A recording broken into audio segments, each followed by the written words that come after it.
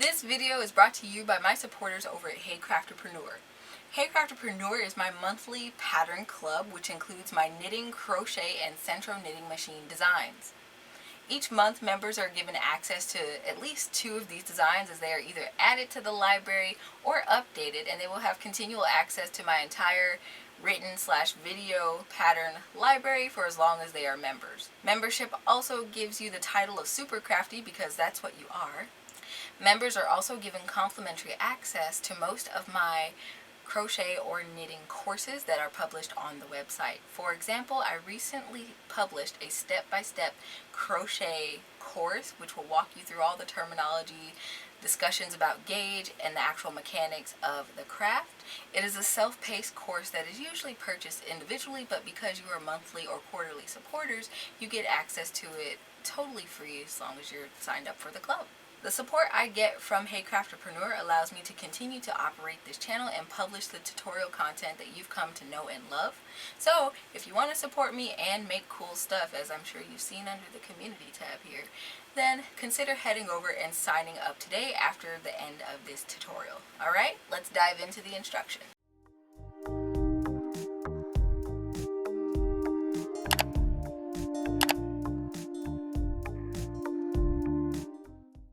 Hello, my name is Infiniti, and today I am back with another Sentro knitting machine tutorial. Today I am back with my Sentro 32 needle knitting machine, and I am here with yet another community request. This one is probably rolling in about the same time that the previous one did, but like I said in the last video, I've been going through some life stuff right now, and so here we are. Today I will be showing you how to change color in panel knitting mode on this machine. So it wasn't really something that I thought of at the time that would be useful. I just kind of, breezed by. But nonetheless, I appreciate your suggestions because it gives me content ideas. Alright, so before I begin, make sure you hit subscribe and ring that notification bell so you don't miss out on whenever I post Sentro content. I post about what yarns work in this machine, so I sacrifice my machines to the different yarns so you don't have to. If you want to see that content, you're going to have to be subscribed so you don't miss when it goes up. So anyway, how to change colors in panel mode. It's not that difficult. I'm going to turn my Sentro 32 to the side, and here I have panel and tube mode. There we go, tube. So it's in the down position, and panel mode is at the top. I'm going to switch it up to panel mode. Some machines are different. You might not exactly have the Sentro, and so those might be switched around, but same concept applies. Alright, now that I have that like that, I just want to crank this to see what direction it's going. Alright.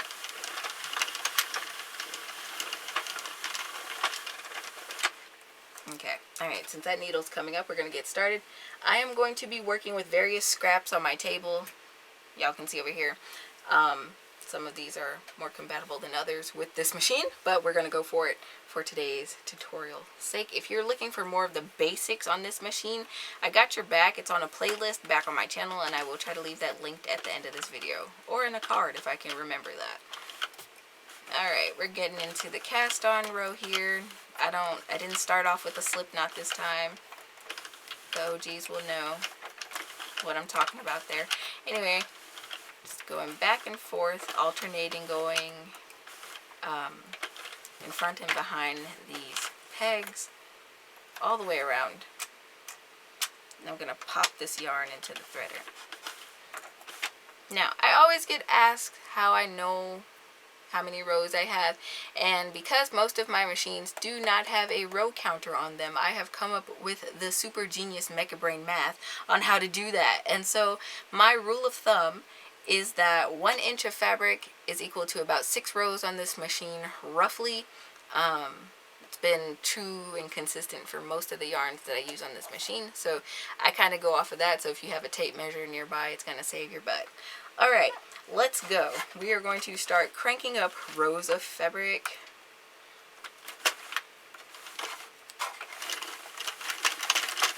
In panel mode. Okay. And one of my other hacks for working in panel mode is that when I get to the ends of my fabric, I will tug just very gently on the yarn that I'm working with, because it helps for the edge stitch to be more firm and not pop off the machine, which is something that a lot of us struggled with when learning how to do freaking panels on this machine. I don't know why it was so difficult for me personally, but you know, here we are. But all right.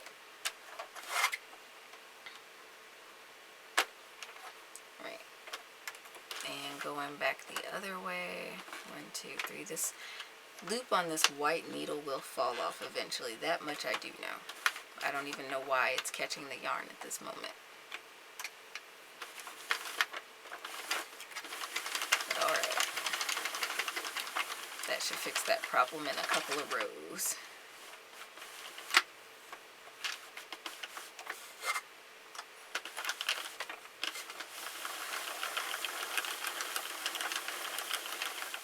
Sometimes I like to have a loom pick or a crochet hook just to kind of help out with keeping these loops in order, or getting them from around needles that don't need to be catching.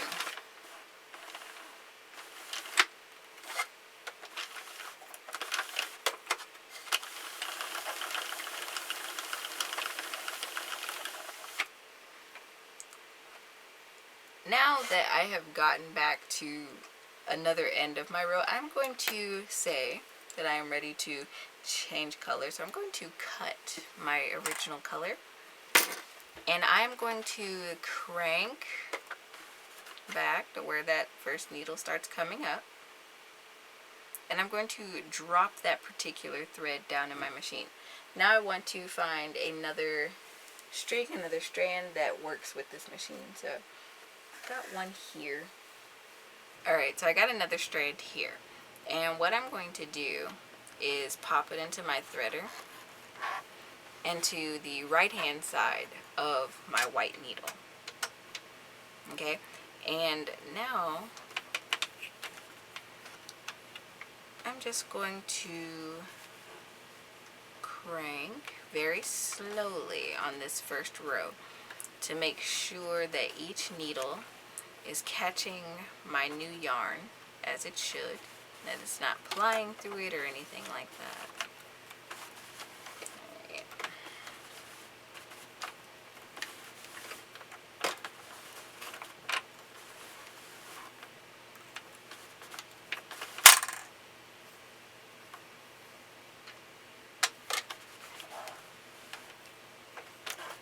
And this will be the most tedious part of the process, but well worth it because, well, as you know, I'm sure, drop stitches in panel mode suck.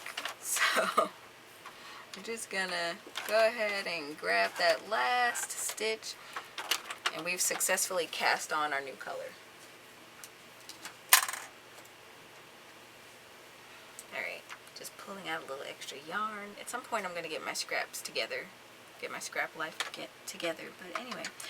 Alright, now I can start back going the other way.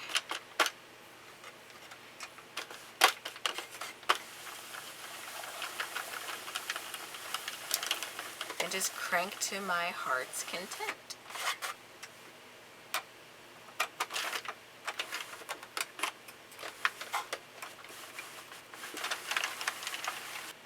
Alright, and in case you're wondering, you can do this from the opposite side of the work. So if you ever get to the other side that's technically not the beginning, where the white indicator needle is sunken down over here, just again, disconnect your original color.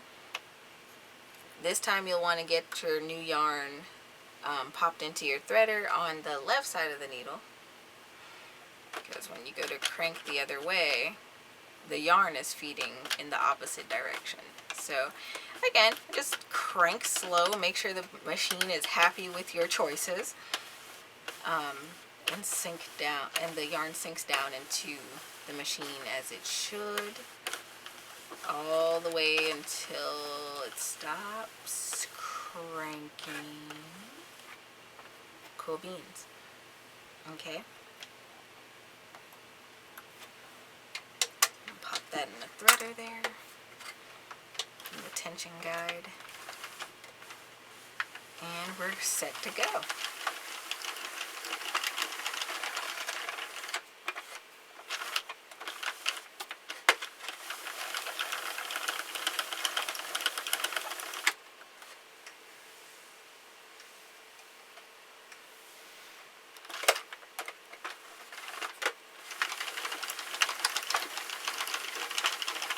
Alright, and when you get done doing a bunch of different color changes, you can cast off your machine as you normally would. I'm simply going to crank an entire row without yarn here because I don't care about this swatch very much. I just want it to fall off the machine, and I'll spread it out and show you what it looks like.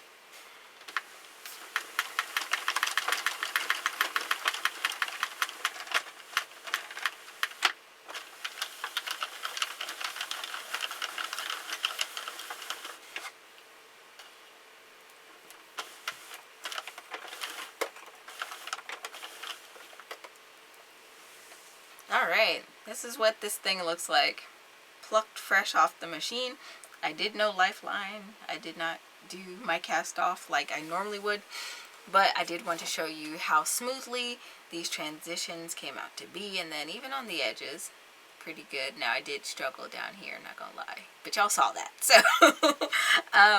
this is how color change works out on the Sentro knitting machine, and of course you can do this method on any of the sizes as long as you're in panel knitting mode. I hope this addresses your question properly. I know, again, it took me a little while, but like I said, I've been dealing with some stuff here and trying to figure out if I'll even be able to continue doing these tutorials for you guys past this summer.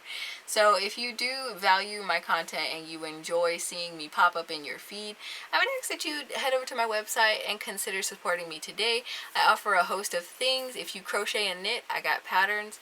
If you like t-shirts, I got those with different craft related themes on them. I got mugs, travel mugs, tote bags, hoodies even, and I'll be coming out with a few more designs this year. I've been very slowly releasing my new stuff, so just keep an eye out over there. You can always sign up for the newsletter so you can know when I post new blogs over there. You can also consider signing up for Hey Crafterpreneur, which is my pattern club. Some people would liken it to a Patreon.